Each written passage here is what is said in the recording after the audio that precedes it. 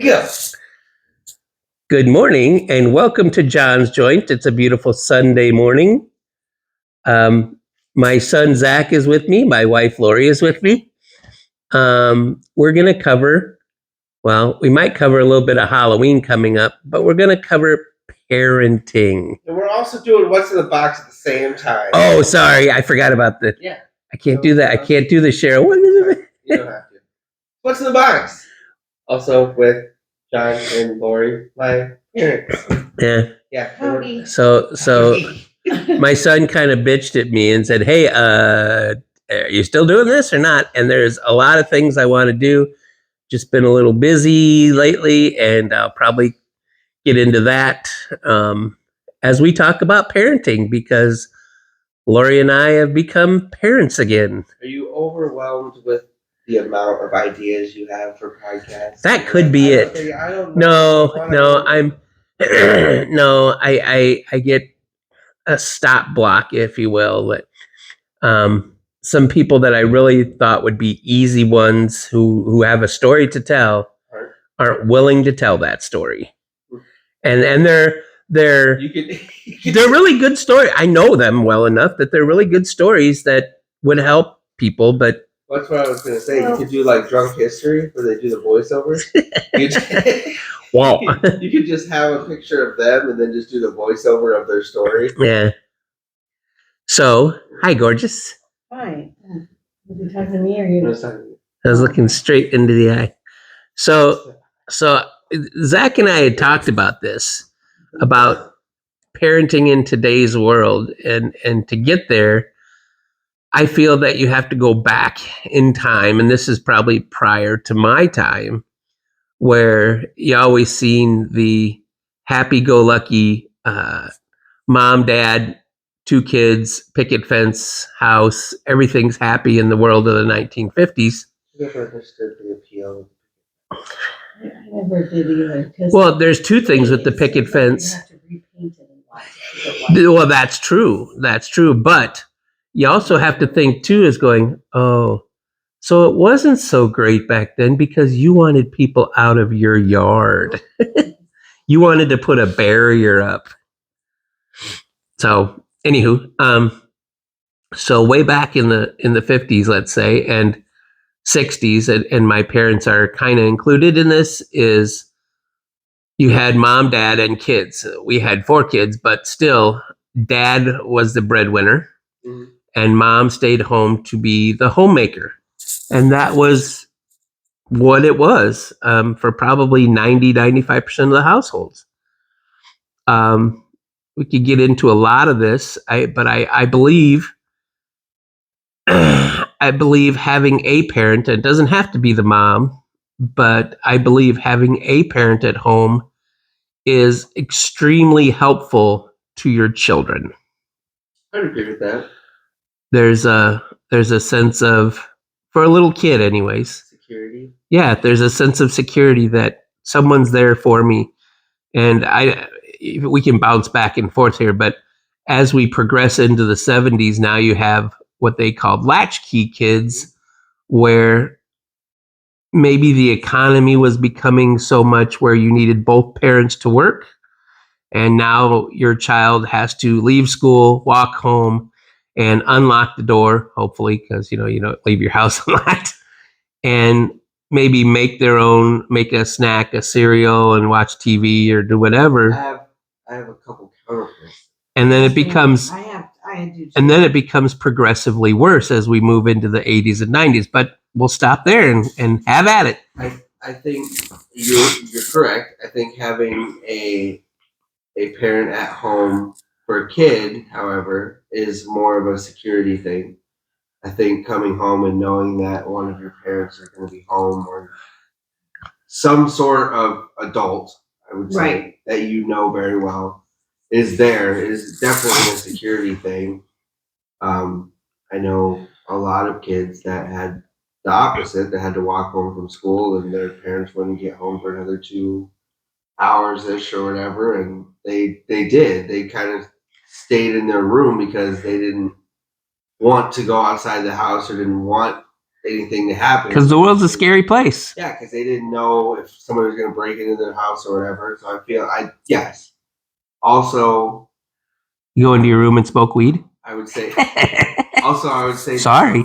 I would say to some degree, You know what happens. Shut up. I would say to some degree, from a parenting aspect, I would say having, I know for other people, having somebody else watch your kids, as far as like babysitting or whatever, is more of a, I wouldn't say anxiety thing, but you kind of don't know what's going to happen. Like, unless you really know them, or unless like Emma watching Wyatt or whatever, like unless you really know, like it's more of I feel personally, it's a help in the moment to have somebody there, but Right. Well, I'm going to go way, way back because I don't think it has to do with economics is what happened. I think when women's lib happened, and I'm not saying anything Ooh. negative about it, Good but call. women didn't want to be housewives anymore. They wanted to be out into the working force. They wanted to be CEOs or whatever. They wanted to make their own name. They didn't want to be their husband's wife. Good call. And I think that's what started the whole movement of women not staying home. Not so much an economic thing. I don't think it was an economic thing. Well, it became one later, though. Well, it may be now. It may be now, but I don't think I don't necessarily agree with you on No, that. I agree with you. I agree with you back then. No, I think now. No, I do. Okay, I believe in all of it. Is that I don't believe that, as you always say, that it needs to be a two-parent need to be working, blah, blah, blah. I don't think that it does. I think the problem is our wants and needs and standards are so high. Everybody wants everything. You don't need to have 2 cars. You don't need to have, a lot of stuff. well, you do if you have 2 different. Well, yes, you do. But you know what? Your sister and brother-in-law have made it work on 1 car several times. And I mean, it might have been out of need because they didn't have another car at the time or one broke down, but you can make it work. And I think that it just got to the point where people just want too much.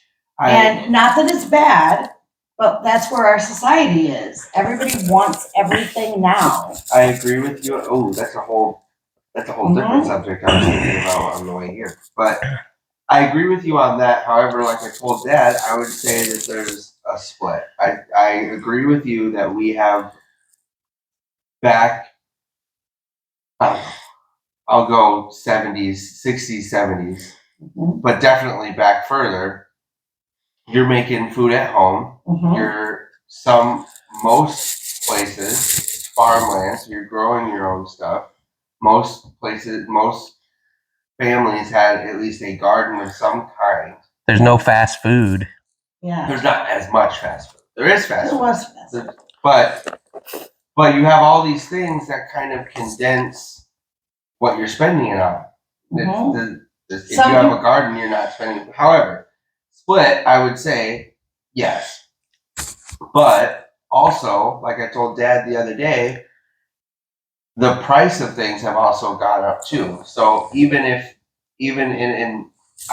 talked to Cheryl about this too. Even if you're, consolidating, you're not eating fast food. You're buying food. You're making food at home. You're getting all this stuff.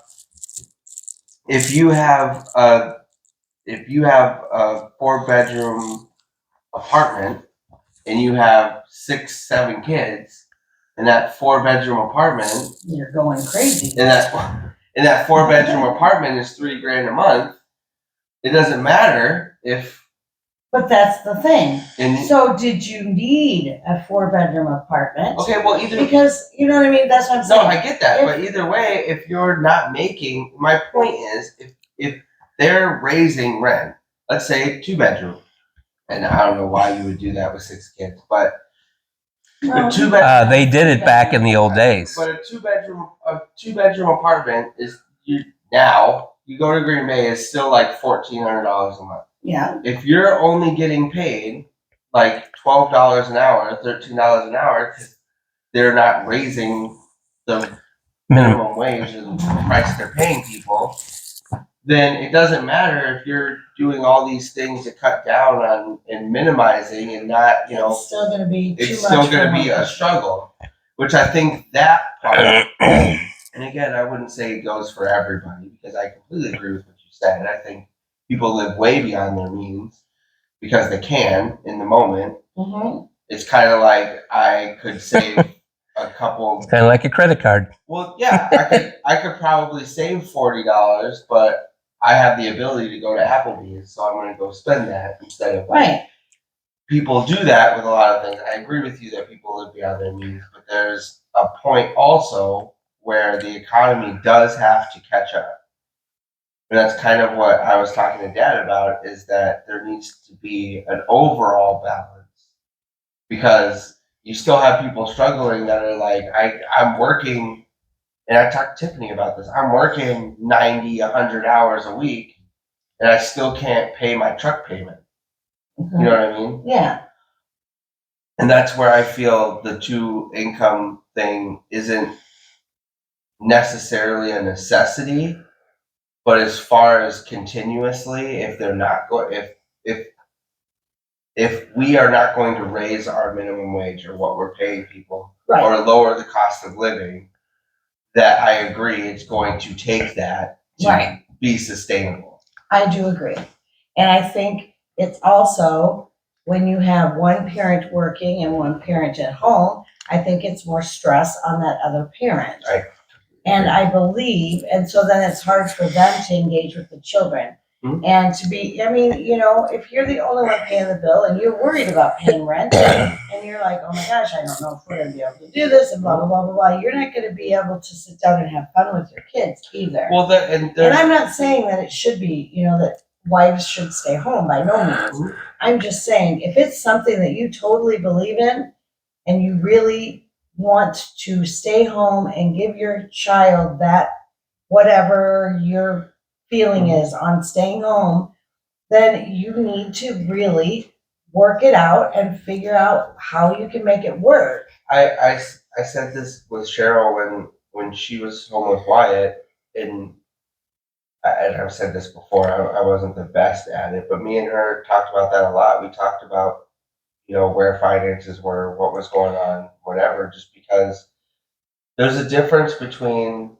and I feel like, personally, I feel like this is where relationships and couples get in a kind of gray area when that happens. When one person's staying home and the other person's kind of like paying all the bills, is that they go, well, that's your deal.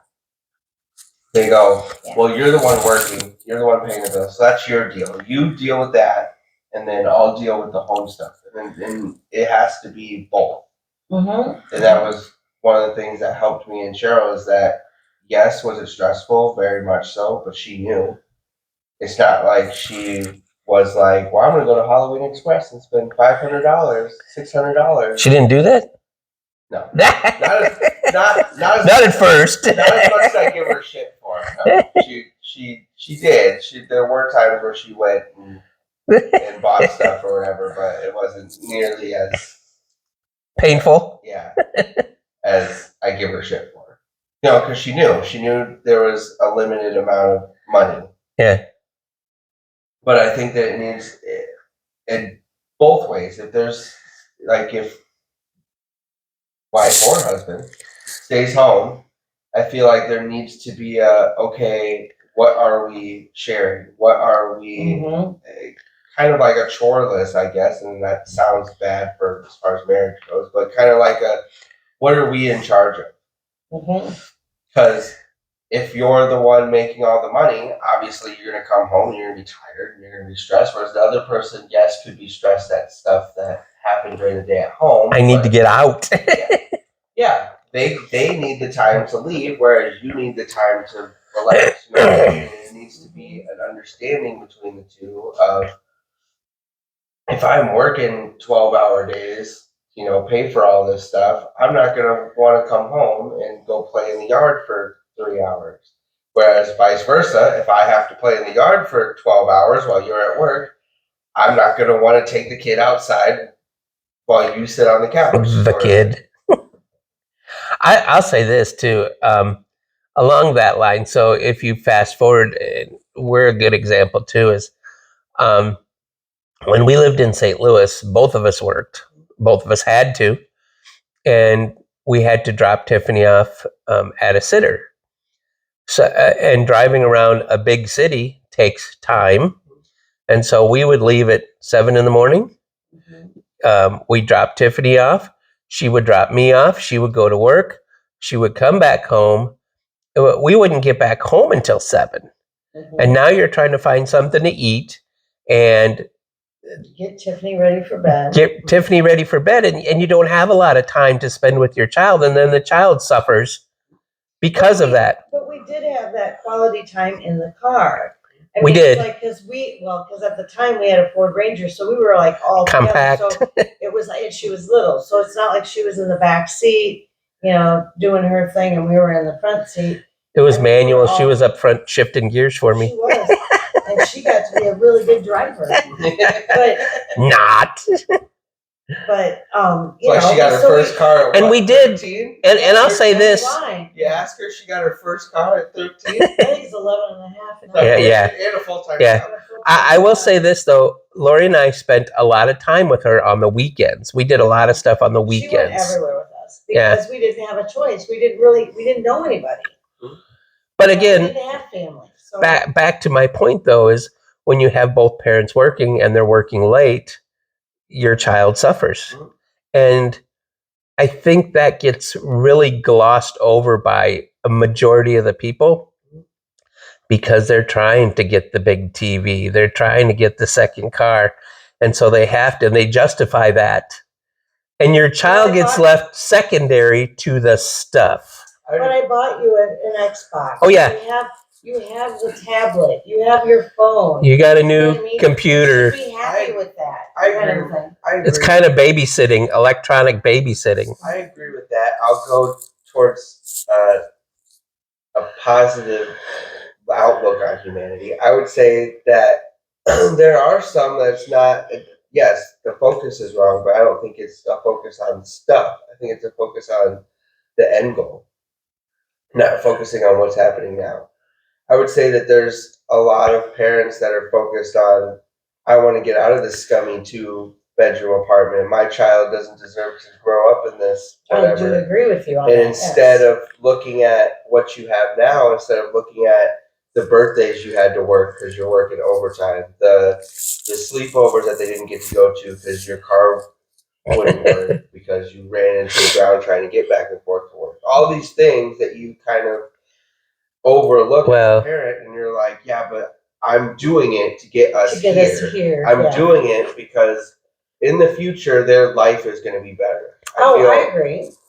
I would hope you're right, but I'm not saying you're wrong. My wife like calls that. me Mr. Cynical lately, but I hope you're right. But I think there's a lot of selfishness involved too. That what you just said is, I want my child to have a better life. That used to happen all the time. I'm not sure that happens a lot today. I would hope it does. Well, your daughter is doing that right now. No, But that's what I'm saying. Your daughter's doing that right now. It's killing her, and I don't know how much she tells everybody else. But I can tell she's my kid, and I can tell how she's feeling, and it kills her when she calls at night, and the boys are in the middle of watching a movie. So for the people watching, you should explain this: that our daughter's in med school. She has 3 kids. No, I'll see. You know what's funny about this sidebar to this? She doesn't have a problem with you interrupting her at all. It's me. She's not married to me. I know. So daughter's in med school. She has 3 kids. She was doing okay, and then she started struggling, and she started struggling because she was trying to get her kids to do homeschool, not homeschool, online, and it was difficult. And she asked us to be the parent, and so to Lori's point, that's got to be killing her.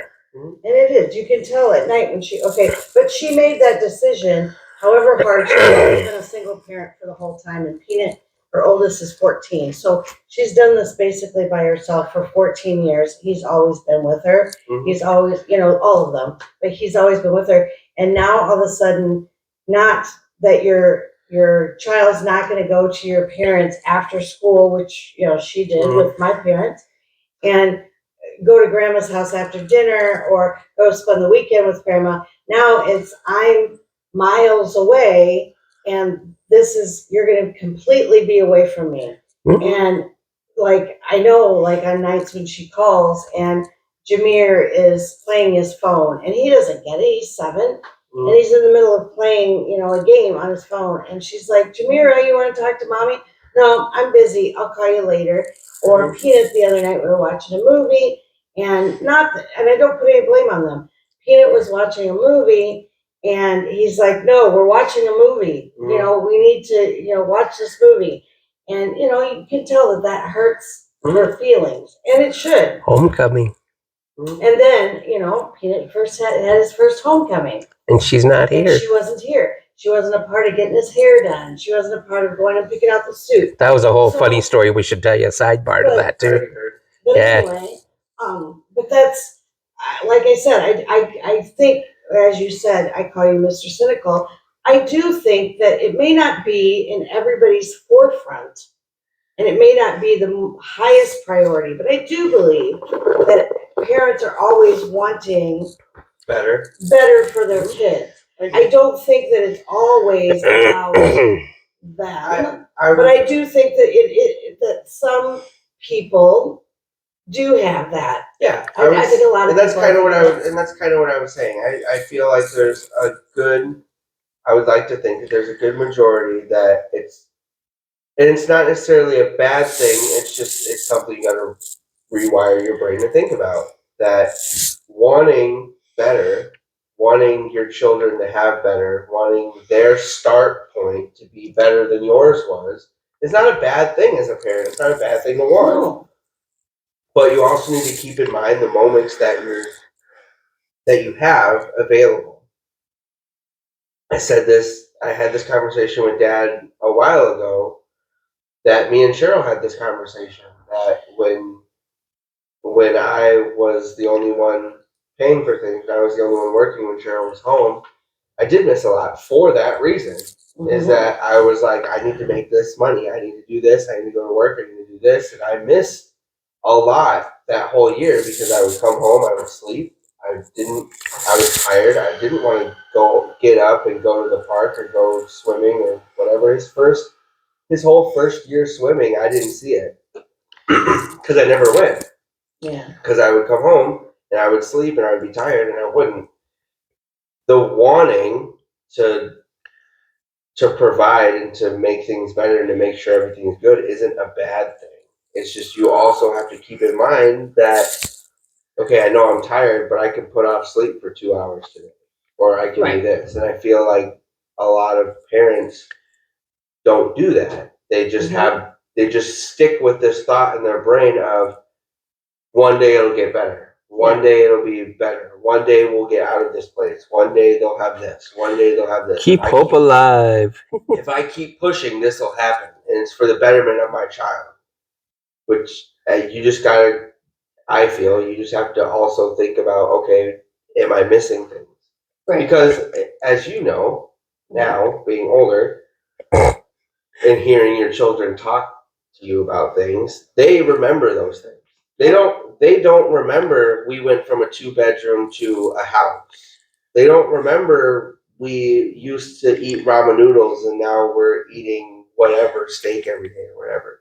Mm-hmm. Kids don't remember those things. They remember I didn't get a birthday present. They remember I didn't get to do this. I didn't get to do this. Mm-hmm. Yeah, and you've heard this story. Two sides of that. First of all, I'll throw you at there and say you and I have talked about too how much stress that puts upon you to be the only breadwinner, and every day you go to work and go, I can't get fired because my family needs me, and that sounds funny, but it's very stressful. The other point of that is what kids remember. A friend of mine, not to be named, their house was kind of falling apart. They didn't have the money to get the roof fixed, and so now water is coming into the bedroom you know. And they tell the story of how embarrassed they were. They didn't want any friends in the house. And I was in there. And did I remember the hole in the roof? Yeah. But it meant nothing to me. All at the time, all that it meant to me was not the hole, but was that I was hanging out with my friends. The state of your house meant nothing.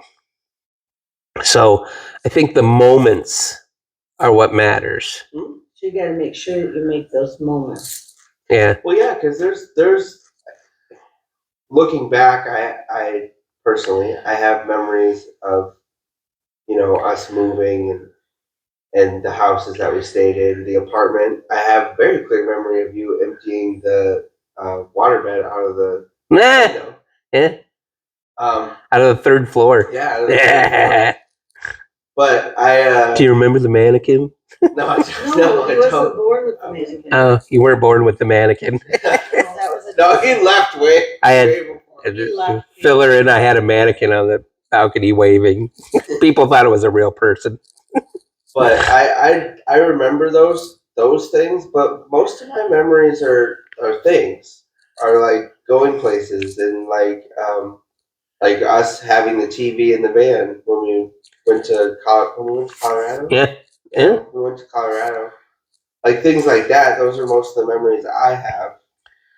But getting older, I was thinking about this on the way. Well, I've got a lot of other things I want to get to, but I was thinking about this on the way here that there are a lot of memories that I have as a child, kind of to my point of what children remember versus adults, is that now being older, I realize that in conversations that we've had, I realized Mints. that some of the moments that I thought were great, that I thought were a great time, I look back on it and I go, that must have been really shitty for them to be in that situation though. Like when? Like, there's, I can't remember. Sorry, did I call you on the carpet there too? No. I can't remember where. No, because I was thinking about this specifically. I can't remember why we went there, but we.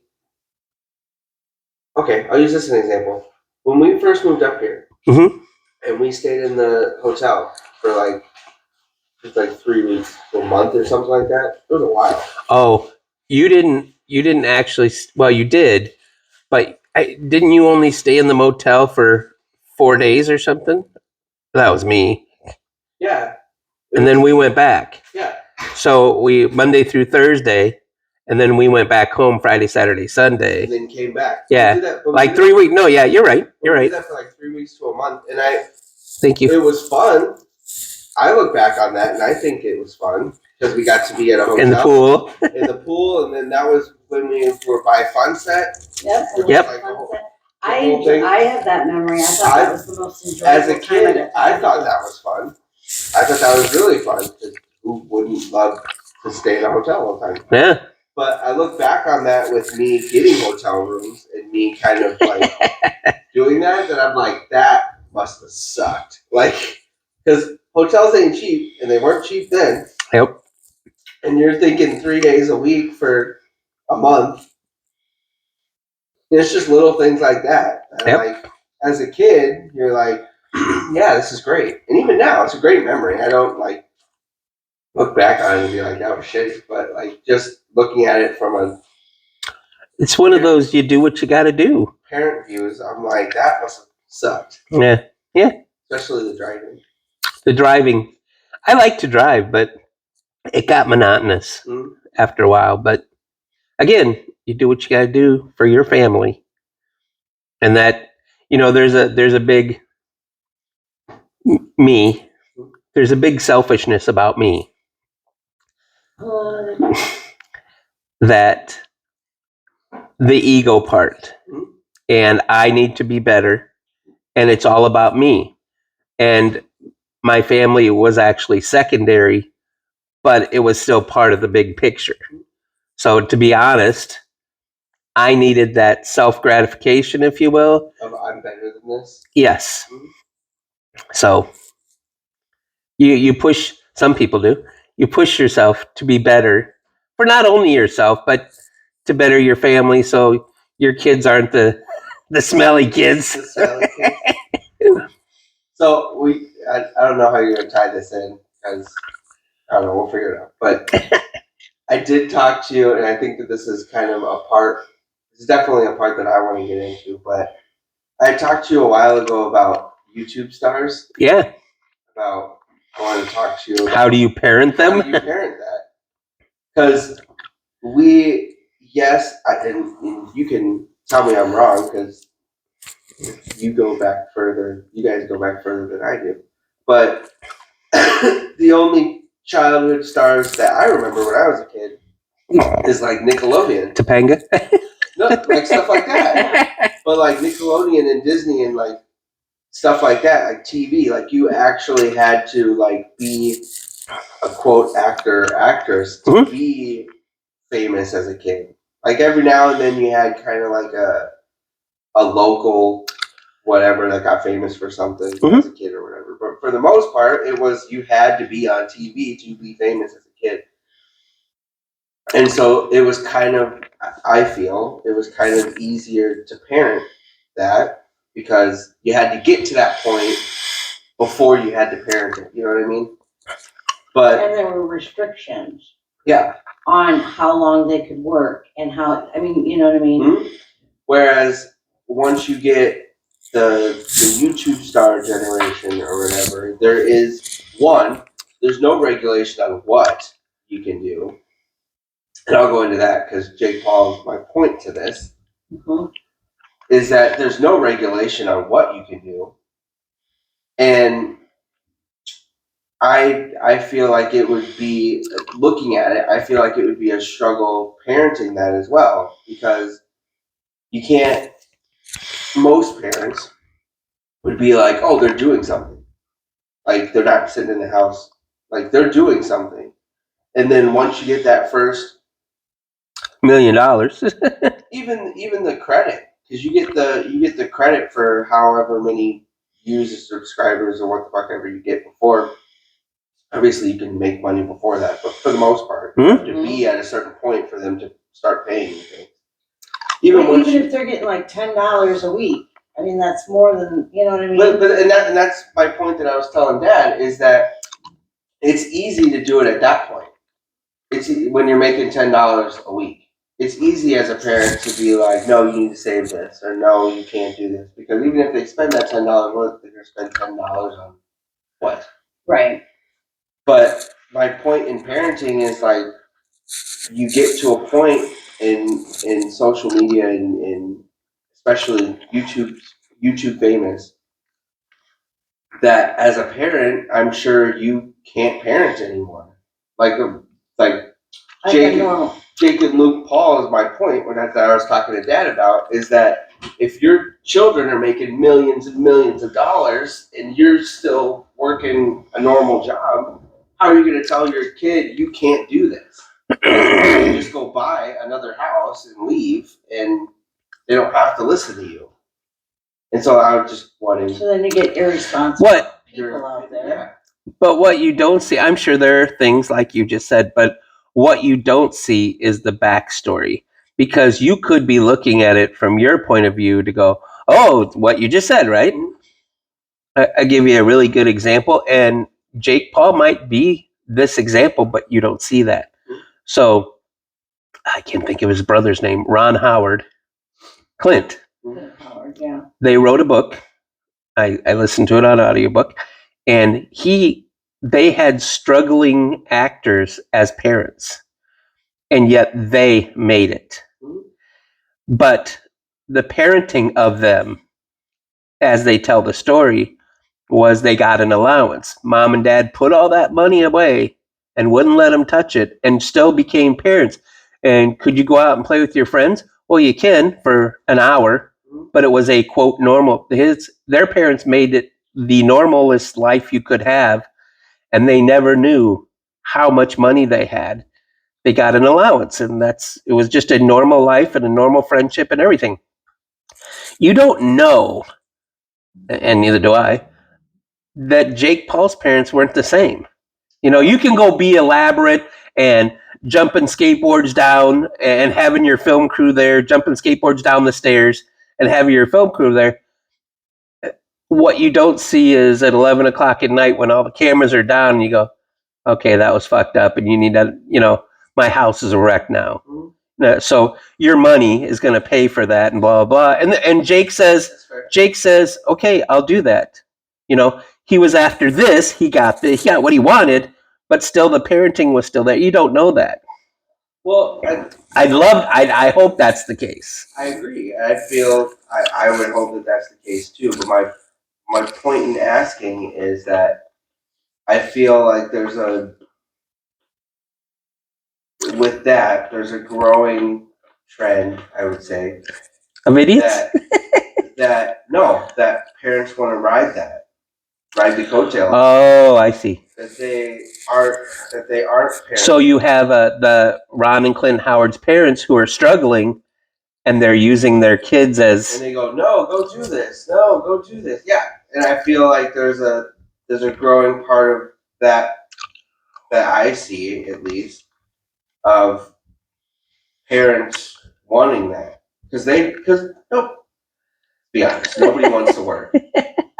I do. I like working. Planet had the ability to sit on a beach all day and rub their bellies. Everybody would take it and get paid and not have to worry about money every day. Everybody would take it. I'm the exception. You would still take it. You would just. I would still take it, but I would still work. I would still. Side jobs, like whatever. I would still quote work though. I wouldn't just sit on the beach and enjoy my margarita. What I'm saying is everybody, especially parents who have been working, wants to not have to go to work. Retire early? Yeah. If I could stay home and play with my grandkids all day and my kids, and we could go and have fun and blah, blah, blah, I'd do it in a minute. So they're pushing their kids to be like, well, do this. We'll do this. Well, you could do this too. Well, you could do this too. And I feel like it's I feel personally, and I don't know for sure. I feel personally that that's kind of the mindset. I don't know how to explain what I'm trying to say, but kind of the mindset that people get into with the Jake Paul thing, with the dead bodies and this whole thing, is that. Oh. Okay, we're gonna have to do some talking now. Anyway, but is that you always have to get higher and higher and higher, and I feel like it breeds a culture of having a moral line to where you're able to sit here and go like this with it for being famous, for the views, and it's just it's justified in, well, this is my job, or well, this is what I do to get money, or whatever. And I feel like people kind of segues into what I was going to talk about later, is that I feel like people who, like Jake and Luke Paul, who are 18, almost 20 at this point, that they get to that point, that they get to their moral dilemma of, should we really be doing this stuff, are feeding this into 9 and 10-year-olds who have no idea that it took this long, or that they really struggled getting here. Yeah. And they go, oh, this is our starting point. Yeah. So then you do the same thing. Then you start from that moral dilemma and you go here and you push past that, and then that next, you know what I mean? And so I feel like in having parents push and be like, well, you can make money. Well, you can make money. Well, you can do this. You can get us out of this house. Yeah. Just feeds that, in my opinion, it feeds that thought process of it's all okay as long as you're making money, making videos about it. So my question to you is, why haven't you got Alice and Emma doing this? Because I don't know. Maybe that's the cynical part of me. But what? I would rather them make money and get famous doing something. I don't know. With an education? Smarter. with an education. that if you are gonna be a YouTube star, and Cheryl said this before, that her main thing as a parent is doesn't matter what you want to be as long as you're the best at it. Good call. And I would say even if they want to be a YouTube star, I would say research maximize before Oh yeah. before starting. Don't do you don't need to. And I've said this to both the girls that there's so much time and data on things now that you don't have to start from the bottom anymore. You don't have to grind and do all this stuff before you can start making money. Right now, I know my dad gives me shit about this. Right now, I could turn on advertisements for this and start making money off of this. Correct. It's not, and I don't have to do anything. Correct. I don't have to have an education. I don't have to spend dollars in debt in college. I can literally hit a button right now and start making money. But And so I've told them, I'm like, I just want you to be educated in what you're doing. I want you to understand the repercussions of what you're doing. If you're going to be a YouTube star, that's fine. But you need to understand that that's influence on people that are like your brother. Yep. Not people your age. It's not just your YouTube goes to just people your age. It's Jameer. It goes And that's to why it was called influencers. it goes in the to beginning. anybody. Yep. And so you're talking about the morality of influencers? Yeah, I would. Yeah, I don't think people think about it. I agree with you. I don't think the people that are up there doing their YouTube channels, they're doing their YouTube channels. Well, first of all, they probably started because they thought it was something that they were interested in, I hope. But then it gets to be, oh, hey, these people like this, so I'll try this. These people, oh, I'm going to get this many likes and stuff if I do this. Steve from Austin, Texas wants me to do this. Yeah, and I don't think they think about, like you said, that, okay, Steve from Austin might want me to do this, but you know what? I have a 10-year-old from Iowa that's watching, and they're still gonna see it. So Yeah, they don't look at that part. They look at right there. I'm not gonna get into the whole story, although it was interesting. There are parts of it that are interesting. However, I will. This is kind of a point I made to Cheryl, and it's kind of my overall point with this. So I was watching the documentary on the vape thing, and they showed this whole. It's like a 4 to 5 hour documentary, but there are parts of it that are really good. But there's a part in there where they talked about the marketing of it when they first came out about it. That their marketing originally was an anti-smoking thing. It was to get people to stop smoking cigarettes. But then they hired a marketing guy, kind of the same thing as Apple with Pepsi. Mm-hmm. They hired a marketing guy that his job is to market and get it out there so everybody in the world wants it. He doesn't know the mission of the company. He doesn't care about the mission of the company. His job is to get it in as many hands as possible. That's what he does, and that's what he did. He made it more of a lifestyle thing instead of their whole ad campaign was people at parties with it, or like younger kids hanging out at the skate park with it, or like stuff like that. It literally, he did his job. His job was to make everybody want it. And because it was new, people didn't understand what it was. So you got 12, 13-year-olds that, yes, shouldn't be allowed to get it from gas stations, but that happens everywhere. At 13, 14, 15, we weren't supposed to be getting cigarettes from gas Well, stations. that's kind of what they said. That's kind of what they said too. Or beer. That's kind of what they said too. Hey, buddy, I'll give you $20 if you'll go in there and get me a 6-pack. Well, we weren't supposed to be getting cigarettes either, but that happened. But then you have, as an influencer sort of thing, you have all of these 12 to 13-year-olds who don't know, and that's what I was telling you before. We didn't know. I didn't know the severity of it. Me neither. We were just told that it was water vapor. That's what everybody was told. And that's what they had like 4 or 5 teenagers that, well, they're adults now, but teenagers then, they were like 14. And they said the same thing. They were like, we just thought it was a cool thing that everybody did, that it was just water vapor. Yeah, there was nicotine, but it was small amount in there. Mhm. Come to find out, each puff of it is a full cigarette of nicotine to your brain, straight to your brain. One cartridge is a pack of cigarettes, and there were people that were saying that they were doing 3 in a day. And these are 12 to 13-year-olds. And you don't know that as a 12 to 13-year-old. You just think it's cool. And all the influencers don't know that because it's a brand new thing that Mhm. doesn't have data on it. So all the influencers that are like, yeah, this is cool, they're not thinking of that because they're also thinking that it's not that bad. And then 5 years down the road, you got all these people that are super highly addicted to this one thing Mhm. out of nowhere that don't know why. They punched. There was a story in there of a mom that was their kid vaped or whatever and got so angry that he couldn't find it before going to work that he punched 3 holes in her wall because it was like a I need this with me sort of thing. Mhm.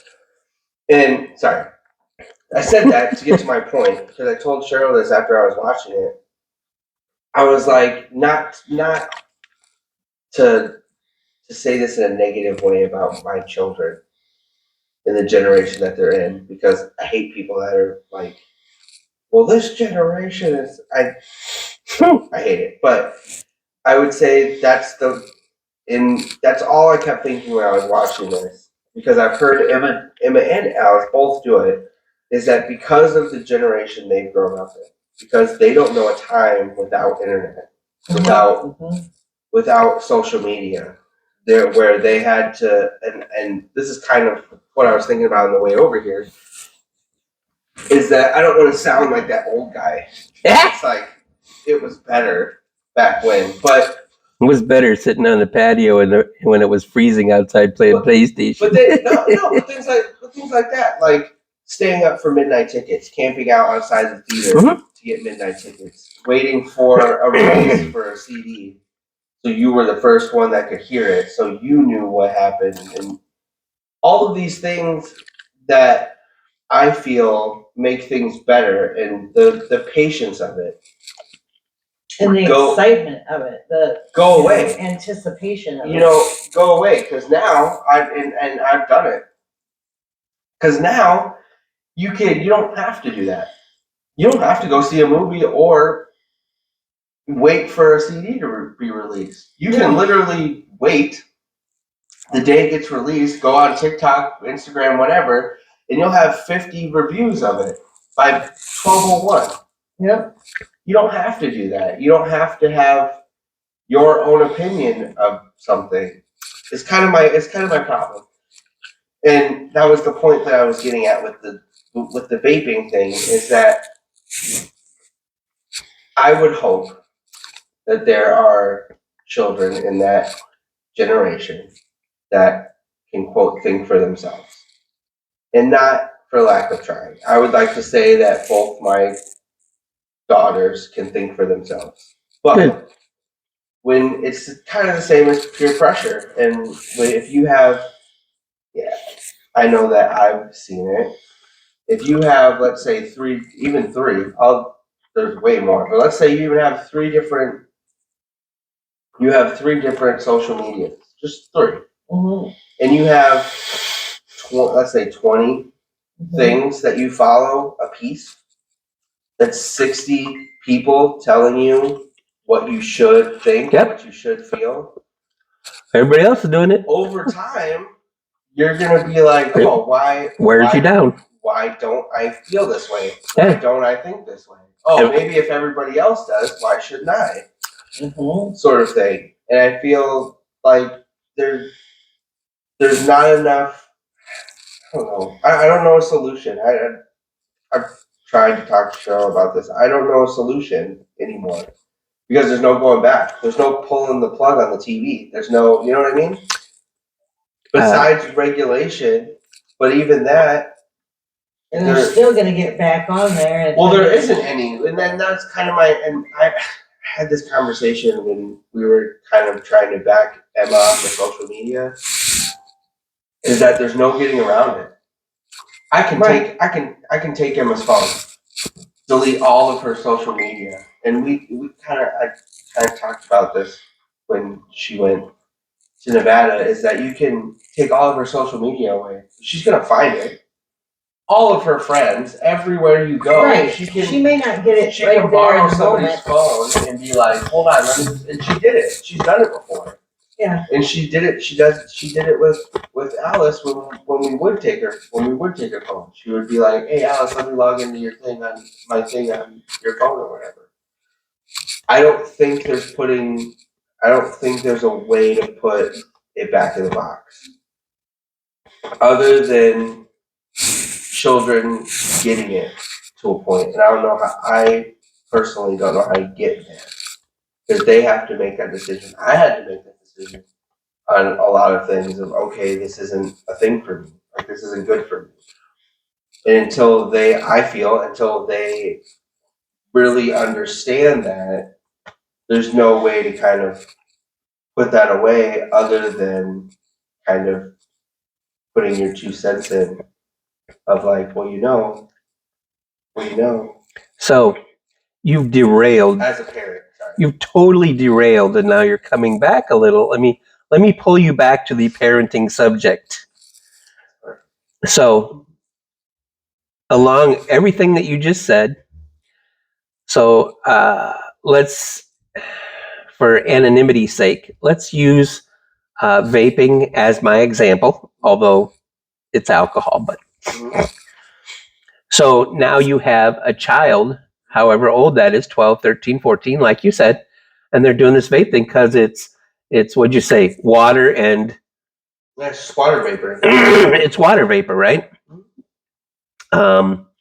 So the parent also believes, because it's been marketed that way, that it's water vapor. So it's okay for my kid to do that. In your head, you're going, it's probably not, but that's what they're telling me, right? The parent needs to do the smackdown and say no. We know of parents that didn't. We know of parents that their child died because of it. And parents, and I shouldn't speak because nobody's perfect. I definitely am not. But parents need to be parents. Instead of saying, "Oh, if that'll shut you up, then go ahead and do that." Now, I will tell you this: 1 out of a million, 1 out of 100, maybe. So Peanut has a friend, and he just went to homecoming, as Lori said. There was a friend of his that could not go to homecoming. You know why? Because his dad said social gatherings like that provide nothing to your education. You need to focus on getting smarter and your education, and that is a detractor from it. Now that's, massively the other way, but that's still a parenting choice. It is, but there still has to. Again, nobody's perfect. In my opinion, there has to be a happy medium. And Lori and I talk about this all the time about using grades as, a goal, if you will, to go, okay, well, you could do this now. And I get his side. But your kid still has to have social skills. You have to have a motivation. Excuse me. People don't do things just for the heck of it. There's a motivation has to be there for everything that we all do. And so what motivation does his child have? What is the motivation for his child to keep getting good grades? He doesn't get to do anything. He has to concentrate. Let me get to it. So his motivation for getting good grades is so his dad will not be upset. So he has a negative motivation. And is that something we want our kids growing up with? Is that they're motivated by something always negative? I go to work every day because I'm afraid I'm going to be sleeping in a box. I go to school every day and I have to get good grades because if I don't, my dad's going to be mad at me. I think there's I think there's too much of that out there anymore. Negative. Is that our children are motivated by the negative, not by positive. Not that hey, you know what? I'm gonna get an A because if I get an A, I'm gonna get $5 extra Hmm? for an A, or 10 or 20 or whatever the amount is. Or, you know what? Hey, if I turn my papers in and I get this really good grade, when I come home, I'm gonna get this big praise, and, my parents are gonna be all excited with me, because I did good. Not focus on the negative. I just think there's way too much in general of that. Hold on. But you don't know that. No, I feel. I know. Pause. He's got to restart. Pause. Gotta restart. Okay. Got a lot faster. And that's good.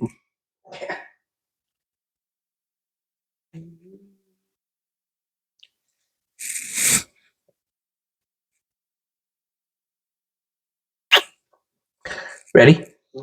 So, but you don't know. We're not there in their family, and we don't know. But what if,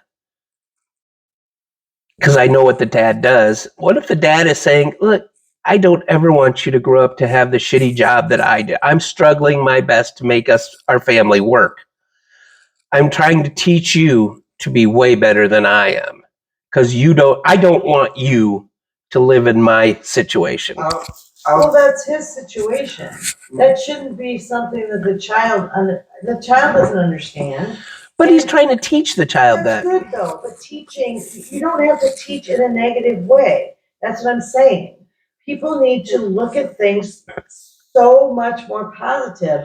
If you teach children in positivity, they learn better. They have a better mindset. And people so jump to the negative on everything all the time. You don't have to teach in a negative way. So he feels bad about his job and his mental, that's him. No, I know, but he's trying to teach his child to be better. So then give him an incentive for that.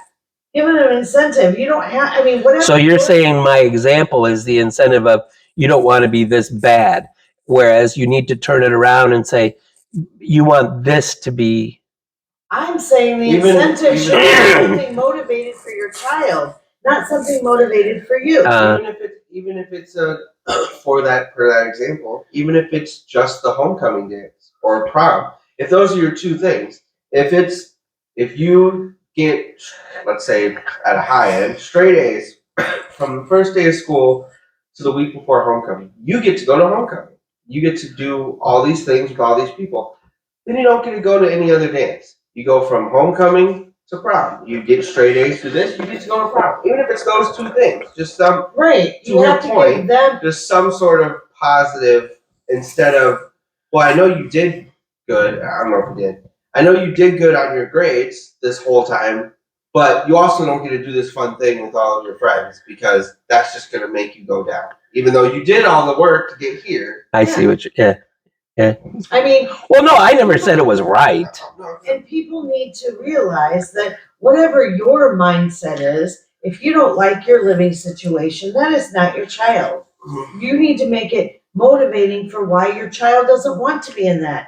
And do you want your child to be motivated by how you're telling him your life is? And back to Zach's point too is you don't think your life is shitty like your dad thinks his life is shitty. Right. All you're thinking about is I'm going to go to school and hang out with my friends. And so perspective.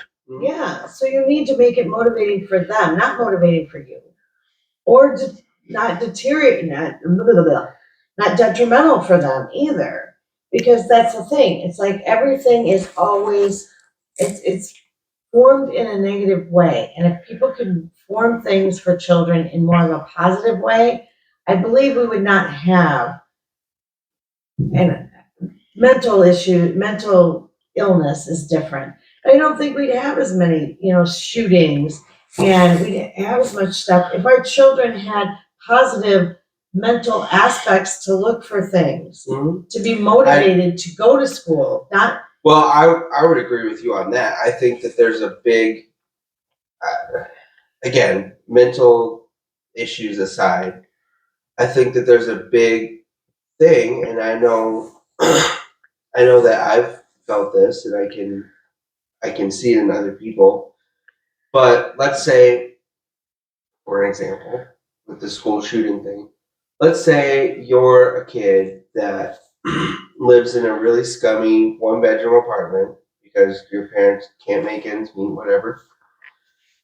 Your clothes are always dirty. You don't take showers a whole lot because you don't have the money to do that, whatever. Let's put that in perspective. And then you have your parents talking about how shitty your life is.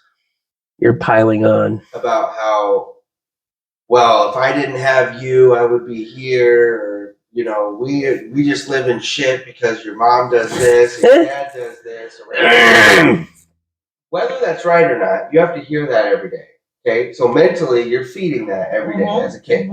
On top of going to school, having people make fun of you for your clothes or whatever, which isn't your fault for the most part. Right. Because you don't have the ability to take a shower. You don't have the ability to do your own laundry. So that's not your fault. But you still have to deal with that kind of state or people making fun of you for that every single day. So then that builds up over time. So let's say that I'm going to go on a long span here. Let's say that starts at 2nd grade. So you're dealing with that. Then by the time you get to middle school, you've moved apartments. You're in a better place. You can take showers. You do have more clothes. You don't stink as much. But you have all of this time of that being fed into your brain. Your mom or dad found somebody better and they're in a better relationship, so you don't hear that. Let's say everything moves positive in your life, but you still have that time frame.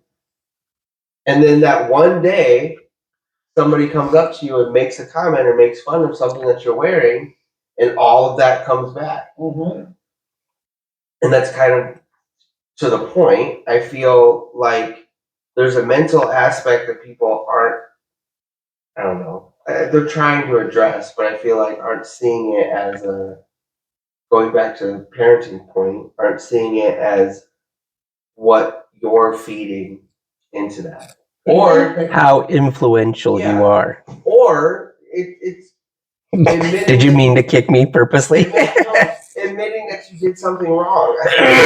Oh, that's that was kind of the point that I was going to make before, is that as parents, and it's kind of what I was thinking on the way here, is that I'm 30, and I don't know how to explain this to my kids.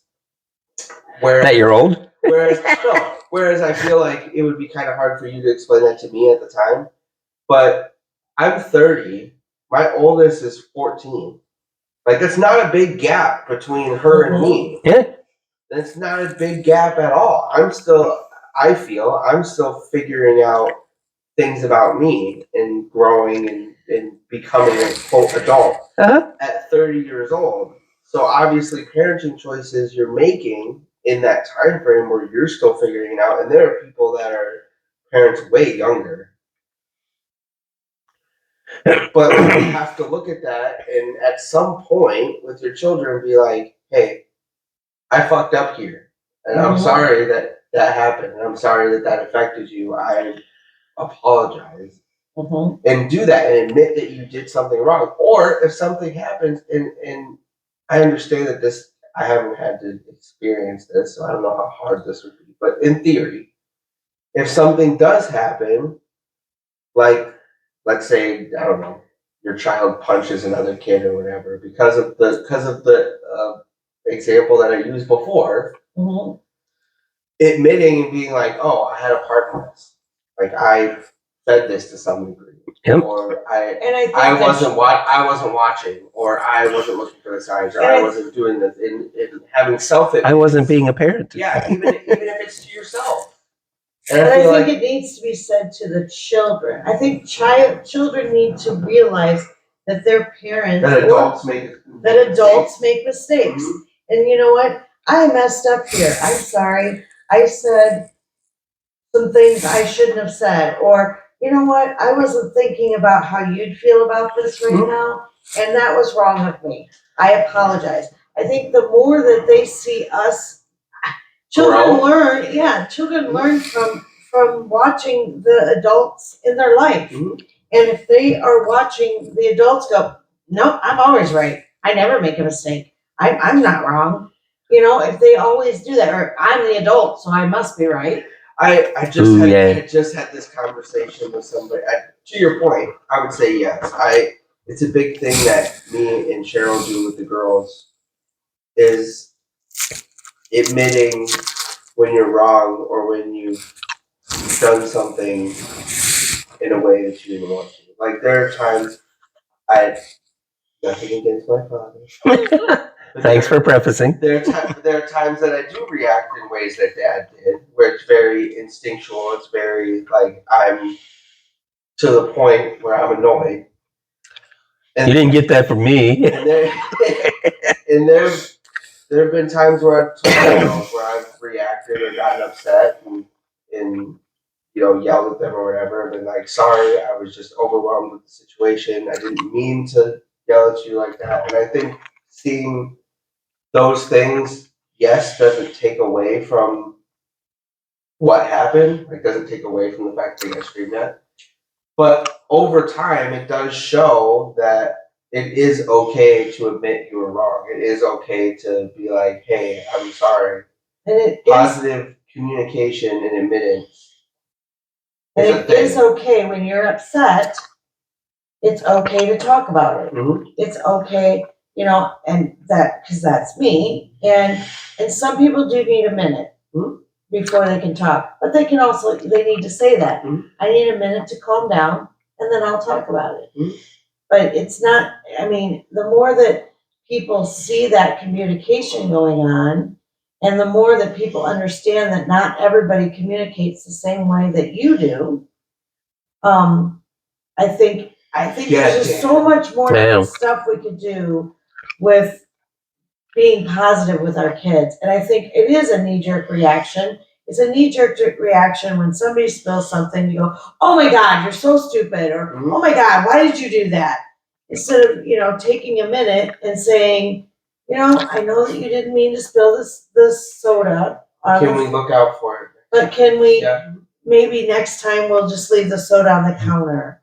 Or, you know, "I know you didn't It's mean to-" only a spilled soda. Let's wipe it up and move on. Right. It's only a spilled soda. We, you know, And "I it's know you didn't mean it. Let's wipe it up together." Or and teach them how to clean up their mess. and it's learning, and that was to my point.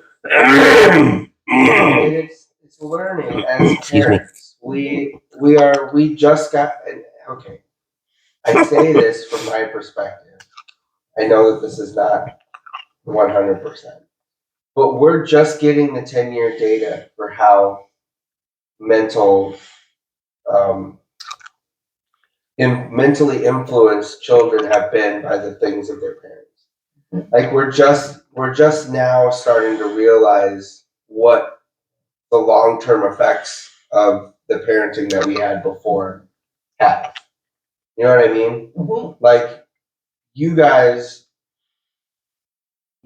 are just getting to the point where you're looking back and being like, "Oh, okay, this is where I got from my parents. This is, you know, what kind of pushed me forward in this. This is what kind of we're as parents, 30, 40-year-olds, just now seeing what we got from that, what we got from our parenting, what our friends got from their parenting style." Mhm. So most of us, I would say, I'm 30, I have a 14-year-old, now 14 years of parenting before we're realizing, you know what I mean? Yeah. So we're still trying to figure out how to curb or to change our parenting styles, good or bad, in seeing, you know, Emma's 14, seeing what our parenting styles have made Mhm. and trying to adjust either up or down, good or bad, Yeah. to try to fix it. And I feel like, especially with the admitting that you're wrong and trying to find different ways, positive ways to parent, that's all a learning curve. Oh yeah, definitely. Like we're just hitting a full generation of, and I'm not saying this 100%, but in positive parenting. You know what I mean? Like we're just hitting a generation in that. we're still learning. We're still gathering data on whether these things work or not. And admit, naturally, we don't think of a positive thing. Mhm. The natural thing is when a child spills something, it's like, oh my gosh, why did you spill? It's not natural, or it's not natural to just be looking and say, you know what, I'm really glad that you cleaned up your room today, or I'm glad that you made your bed today, just out of the blue. It's more natural for parents to go, are you gonna clean your room? Well, When are you gonna clean your room? And not look for, you know what, The I really moments liked that- it that you sat down, or I'm glad that you grabbed an apple today instead of that candy bar for a snack. Or, you know what, I'm glad that you got through half of your algebra and didn't give and up. didn't give up. Or, I just had this conversation with Cheryl about Alice because I had to, and this sounds bad, I had to force myself to congratulate her that she got up early and got dressed. Because her big thing, it takes her so long to get ready in the morning that, and I was kind of talking to you guys about this yesterday, is that it takes her so long to get ready in the morning that 9 times out of 10, because Emma's the last on the route to go to school, Emma's late for school almost every day. Because I have to nicely wake her up 4 or 5 times and then be a jerk about it and yell at her for her to get annoyed enough for her to get up and start moving. And that's been happening since the beginning of the school year. And so I had told her that. I was like, I don't want to be a jerk. I don't want your only memory of me to be me yelling at you all the time, every day. I don't want your first memory of the day right, of me yelling at you and you being annoyed, because that's the only way I can get you to move. And the next day she was up. She was ready to go. She had all of her clothes on, everything. And my first thought wasn't to congratulate her and be like, oh, thank you, I really appreciate you listening. My first thought was, this is what you should have been doing the whole time. exactly. So you conditioned yourself because of Yeah. all the other times. Yeah, because of the same thing. And I agree with you. And that's why I said, to your point, Yeah, is that I feel like that is a more positive thing, and parents as a whole need to Stop themselves and twist their brain. Yep. Because it does help. I know that it has helped me in certain situations. I know it's helped the girls. But also as parents, like I said, we're just now hitting that positive parenting time frame. We still don't know. We're still not conditioned that that's just a way of parenting. Yeah, it Most is. It parents are takes still- a little bit more. It takes reconditioning of your brain, Mhm. and it takes a little bit more effort, because you know what? When something negative happens, it's right there in your face, and of course you're going to react to that. Mhm. But when they're doing positive things, or they're doing something that you want them to do, you have to motivate them to do that. And I keep saying motivating, but they do need to be motivated by that. And how else is a child motivated? By getting their parents' praise, or I mean, we do it a lot, like with potty training. When a child goes potty in the potty, you give them yay, and you make them feel about it, or you give them an M&M, or you give them whatever.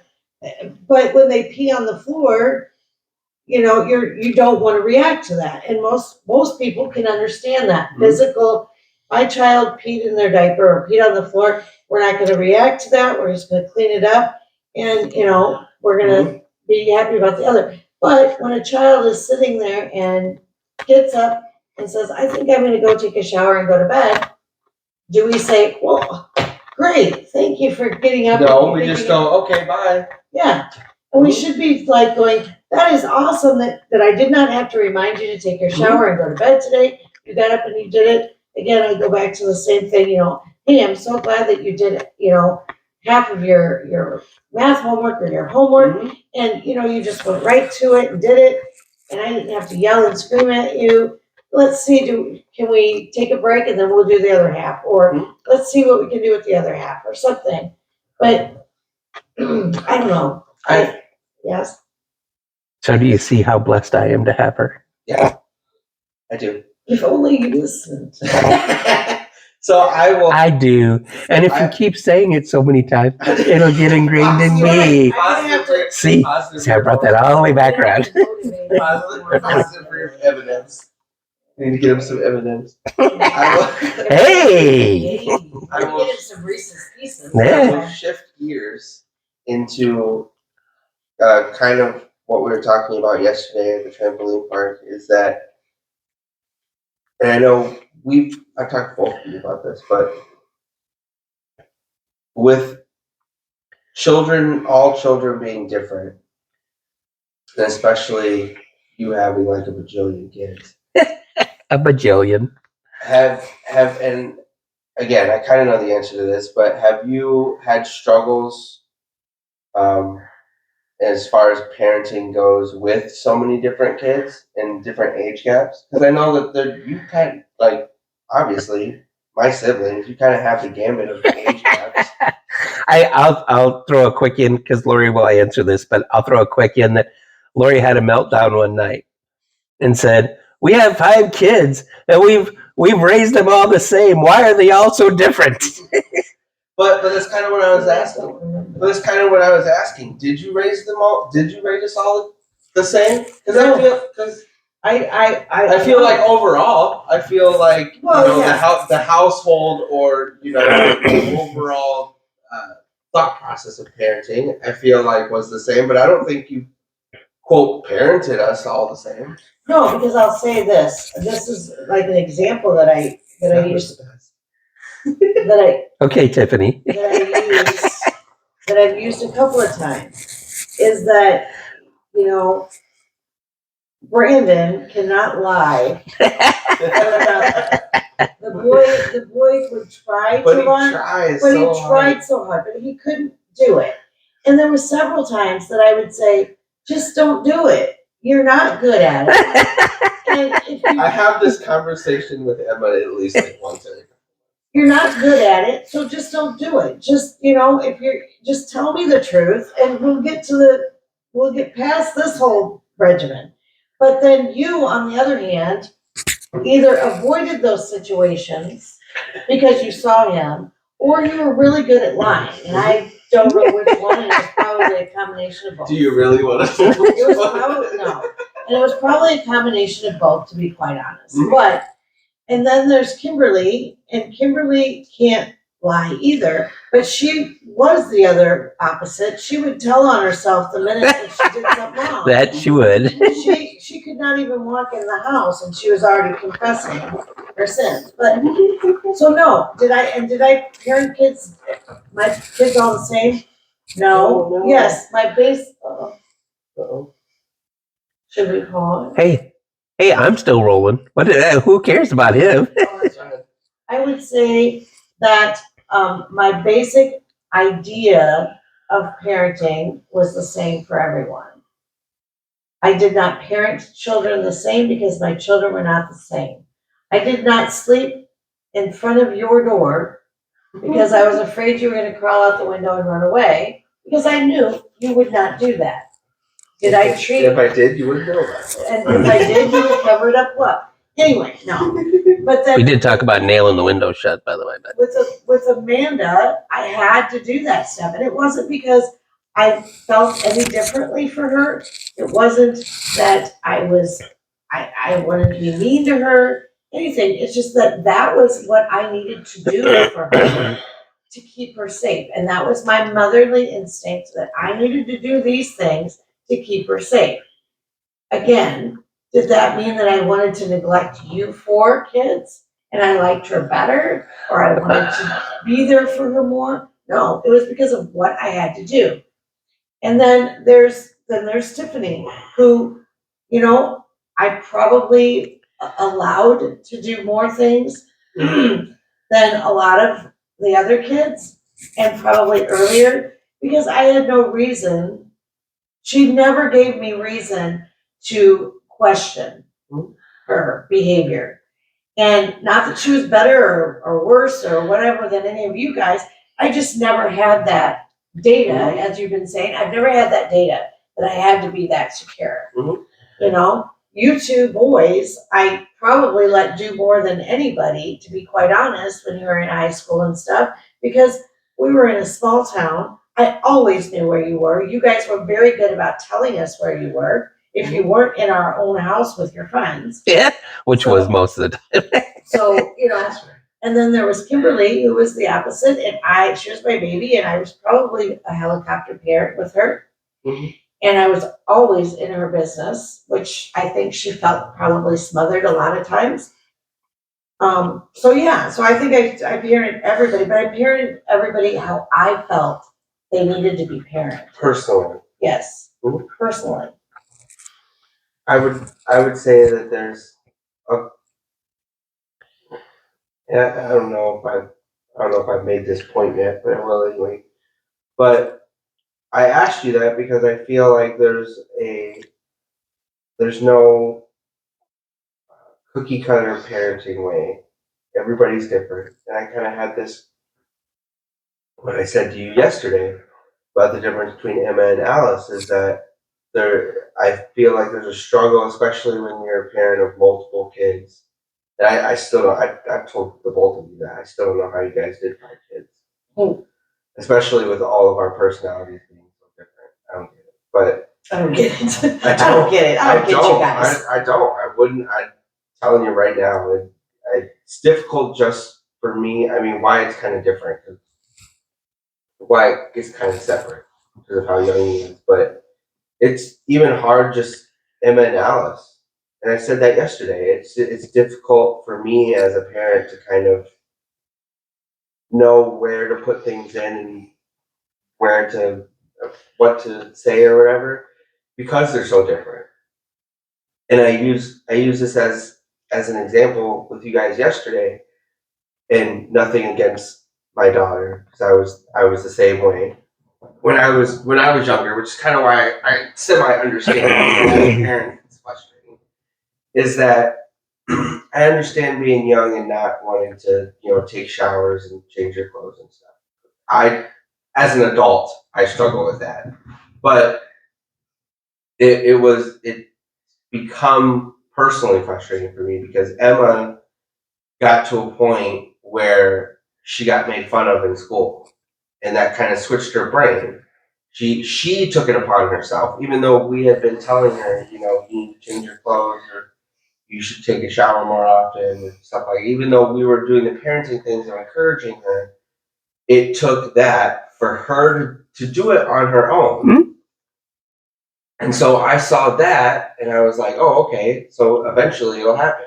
Like, we just have to keep reminding them and eventually, like, something will happen and we'll do it. And so Alice started coming up and it was the same thing. She didn't want to shower, she didn't want to change her clothes. And so I remember I was like, okay, well, it'll only take, and I talked to Cheryl about this too, it'll only take like 1 or 2 times of her getting made fun of for being like the smelly kid. Yeah. And it'll switch. Like, she'll get it. She'll Yeah. want to not be made fun of anymore. Yeah. No. Does not care. And so that's the struggle for me is because that worked. So like, what do I do now? Like, Well, I don't want to. And I said this to you guys yesterday. I don't want to be the type of person that's like, okay, today we're gonna take a shower. Today we're gonna change our clothes. Like, Right, at 12. yeah, like at 12, but also like it's a struggle parenting wise because also like what else do you do? Like, do you wait for them to get it eventually? Because if you look at it, that is a very good quality, not taking a shower. The good quality that she doesn't care what people are saying I about agree. her and she's doing her own thing. Mhm. So you don't want to discourage that part. But you do want, you need to have good hygiene. I'm Mhm. sorry, And that's gonna impact your life forever. And it's kind of the same thing that me and Cheryl talked about is that like I said, as an adult, I struggle with that. Like, I struggle with taking a shower every day or changing my clothes or stuff like that. So it's a struggle as a parent for me to be like, yeah, these are the things you need to do as an adult. Within me, I'm like, man, So then I maybe work, so do as I say, not as I do. So maybe you start you start making a bigger deal or making it more known. I How pooped often- today. No. About how often you're showering or you're changing or, hey, I feel really good. I just took a shower and now I have clean clothes on or something. You know what I mean? Not like stare at her and say, Alice, I just took a but like just, in general, just like, wow, I feel so much better after I took that shower and have clean clothes on and I kind of want to go do something today or something like, that or. Could I point something out real quick? I was gonna keep talking. I know. Yeah, I try to get my little 2 cents in What's that? here occasionally. As a grandparent, I relish that I'm a grandparent because of what happened to me yesterday. And this is just me, where both of your girls. So, you described it before, God, could you take a shower today? God, can you get into a role of, God, can you take a shower today? And you forget to praise your child when they actually do it. As a grandparent, I don't see them every day. And so yesterday was a good example of both your daughters. You look so gorgeous today. And their face lights up. And I'm not telling you how to parent, but in my opinion is, to Lori's point, is the more positive you can give them, the better off they're going to be. And so instead of saying, well, it's about time you took a shower, maybe how do you feel after you take it? And we've had this conversation too, is I feel so much better after a shower. Yeah, you don't want to take one. It's just, But when I come out of the shower, I go, God, I feel so much better than I did 5 minutes ago. So, again, I got to tell you that the praise on your daughters, I love to see their faces light up. And to your point yesterday as well, and this is kind of the data part of it I was talking about before. You kind of don't notice, and I would encourage, again, kind of like I said at the beginning of this, I understand that most parents are kind of in the storm, if you will. Oh, yeah.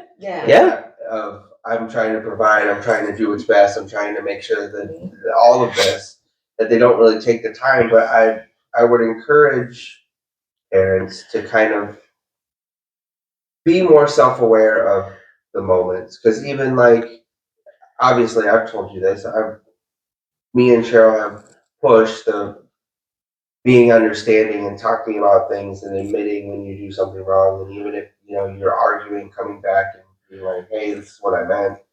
This is what I was trying to say. I'm sorry, I got it. Communication wise like that. And I told Cheryl that I feel it's difficult for me because there are times that I feel like it's not doing anything. Like the girls aren't getting it, or like they're not getting better. Or like all it is just arguing and us. Like they're not understanding what we're doing or how we're communicating. But then yesterday, Emma did something that it was nice to hear, but also I was like, okay, she gets it. Like, at least if it's just with me and Cheryl, like, she gets it. Mm-hmm. Like, yesterday, Cheryl went to go get Alice's friend, came back, and Cheryl came in and was like, where's Emma? And I was like, I think she's upstairs, because Wyatt was napping. I think she's upstairs, and she went upstairs, and Emma was like bawling, like super upset. And Cheryl asked her why. She said, I don't want to talk about it. And she's like, okay, take a minute, whenever you're ready, just come out to the truck and we'll leave whenever you're ready. That's why we're late.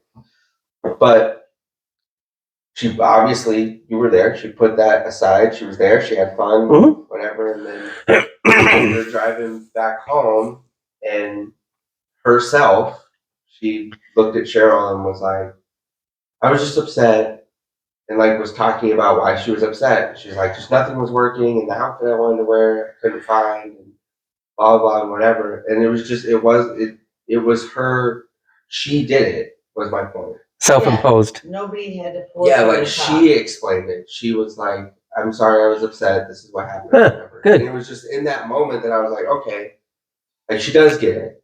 Just to some, even if it's like she does get it to some degree.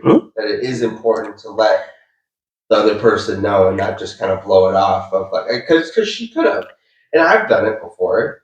You know, you say I don't want to talk about it, and you go about your day. You forget that even happened. You have no need to bring it up again because you're already doing something. There's no point, and so I don't know. It personally for me in that moment, it was nice to be like, okay, Yeah. she gets that it's beneficial to let the other person know what happened. Yeah, because So- the other person is probably still going, oh, I really wonder why. That's she kinda- didn't-" Yeah. That's kind of from my point of view that we've had this discussion too. That's why I don't like people to run away when we're arguing. And that's just my opinion. But to background, there's a couple things. First of all, we're running long. Yeah. But I did want to bring back up the how did you parent 5 children? Mhm. And what Lori and I didn't realize until Tiffany told us at one point was all 5 children had their different issues at different times, and Amanda took up a lot of our time. I agree. When you're in that moment, you're taking care of that child that's in need. Mhm. And so we're running all over the state of Iowa trying to find her. And Tiffany is at home being the parent to you guys. But we never realized that. We were trying to deal with what's right here. And you don't realize that until years later when one of your children go, did you know how this affected us? Because if it would have been any of you. We would have done the same thing. But it's still, you don't realize how it affects the other children. It was the other child, and you guys were still in this situation here. But that was kind of my point before, and if you want to wrap this up, we can wrap it up. But We didn't even talk about Halloween. But that was kind of my point before, is that with all parenting styles, we're like that. You were just doing as a parent what I would assume most people would do as a parent is the one that's in need. You do whatever you can to help them. Where you don't know the effects of that on the rest of the children until later. You're talking 10 years. God, 10 years before you knew that was even a thing. Correct. It's the same point with different styles of parenting. You don't know the effect that it has until much later, and you can't go back. Right. It's not like you can be like, okay, go back to being 10 now, and we'll do it this way. Reboot. But my biggest thing as far as parenting, and you tell me I'm wrong if you want, but You're wrong. my biggest thing as parents is that you need to be continuously self-aware of Mhm. what's going on. Yes. Like if you, not to say that you did it wrong, But no, but like during that whole time with Amanda, if in some form of inside your brain, you would have been a little aware of, okay, we're still going to do it this way. I'm not saying you shouldn't. Still doing it this way, but kind of We need to let the other ones know we still care about Yeah. them and make a special thing of, again, here comes with the positive. Thank you for being so easy that we're not having to stress about you while we're having a look. or even a, hey, how you doing? Like Right. even while you guys are gone Yeah. doing shit and whatever, just a phone call of like, hey, how you doing? Like Yeah. stuff, like just something. And again, not saying that you did it wrong, but just like I think most parents need to have, at least to some degree, embed that into their brain of, I know we're parents, I know we're doing this, I know we're doing this, but just having a conscious effort of checking in, I guess. Like I think that was, Checking in. I think that was, at least for me, and I brought this up a lot, is my favorite part about the memories I have with you specifically is those times that we would go to lunch. It wasn't really that big a deal. I mean, for the most part, it's not like we went out to lunch and went to the amusement park and did all this stuff. We literally just sat there and ate lunch and talked. Mhm. But that was a time that was just us. That was Mhm. just our time. And, you know, you had shit to do at that point. You had 2 daycares and you had a bunch of employees. Like, you could have not taken that 30 minutes and actually got shit done. But like I said, that's just that would be my advice to any parent, is just to kind of put in your brain, even if you gotta set alarms and shit, just be like, hey, 10 minutes, Yeah, check in, something like that. yeah. Yeah, I can't say. Just because, like I said at the beginning of this, those are the things that kids remember. They don't remember Yeah, they don't the- remember the Xbox you got for the Christmas. moments, not the stuff. Yeah, I would never ever say that Lori and I are perfect parents. I'm very proud of how my children have grown up. Are you? Nobody's in jail. That's right. Wow. But The bar is pretty high for y'all. no, I am, and it's funny because being old now, I've had more than one of my children say, "How did you do it?"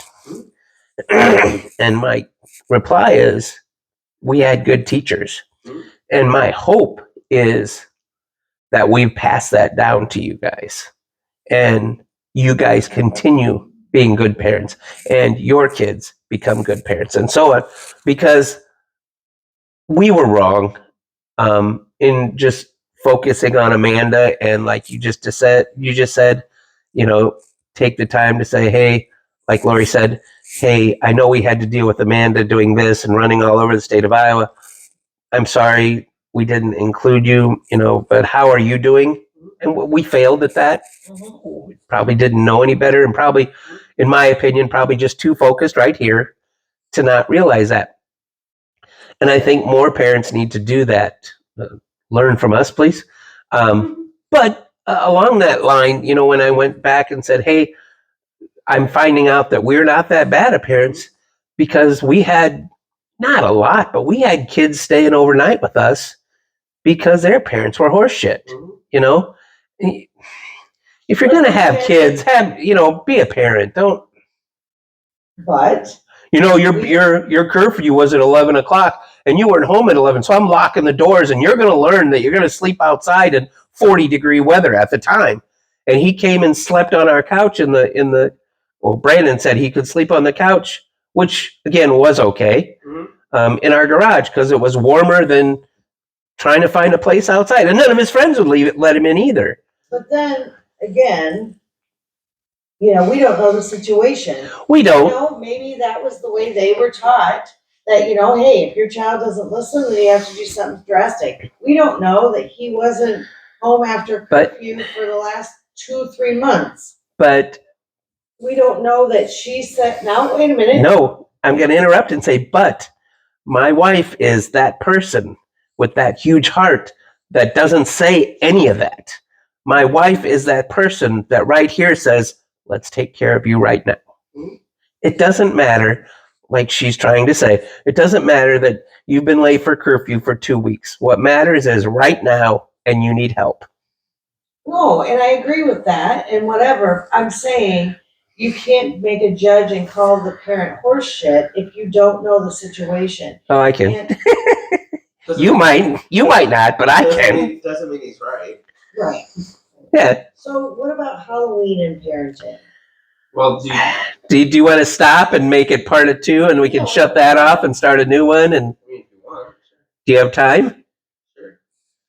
sure. Okay. Well, are we gonna end this? Yeah, you have to go shut off that. So we're just gonna shut it off? So we're gonna say, well, somebody has to get up and shut it off. Yes, but aren't we gonna say? Yes. Gonna wrap up. We can't do that. How do you do the Cheryl ending? Beans and cornbread. Beans and cornbread. Beep, beep.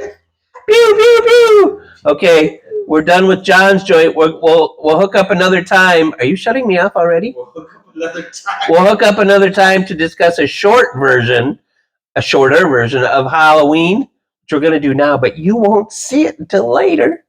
So thank you for listening to John's Joint. I will point out one more thing to my son. What's funny is when we go down to see my mother-in-law, she literally gets giddy, because for some reason, I don't know if she goes on YouTube for whatever reason, but for some reason, this pops up and she gets excited that she gets to listen to us. I know. I thought that was kind of cool. So hopefully these things keep doing that. So what? Somebody listens. listens to us. Yeah. We've got one viewer. Okay, can you shut it off now? Sorry, I wanted to throw that in because I thought it was important.